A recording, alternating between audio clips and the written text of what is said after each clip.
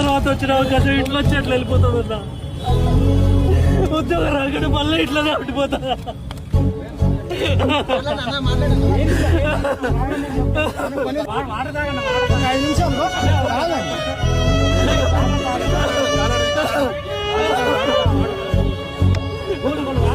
పదేళ్ల తర్వాత వచ్చిన అవకాశం ఇంట్లో వచ్చి అట్లా వెళ్ళిపోతుందన్నా. ఈ 3 సార్ల మధ్యలో ఉద్యోగం రాదన్నా. 2 సంవత్సరాలు కష్టపడి చదువుకుంటున్నా. తెలుగు అకాడమీ బుక్స్ తోటి నోట్స్ అన్ని రాసుకున్నా. తెలుగు అకాడమీ చెల్లదంట, చెల్లదంట. ఎక్కడ చదువుకోవాలి ఇప్పుడు?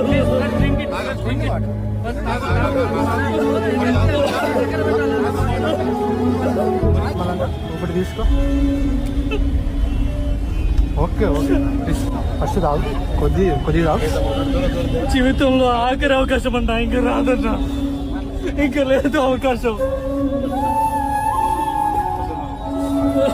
పుట్టిన బతికిన చచ్చిపోవడమే ఈ దేశంలో, అంతే. ఎవ్వరు మాట్లాడతారు. ఏదైనా చేసినా చెప్పరాసి ఉద్యోగాలు చేసుకొని చచ్చిపోవడం. ఎప్పుడు ఇంత ఈ బతుకులు మారు, ఎప్పటికీ మారు.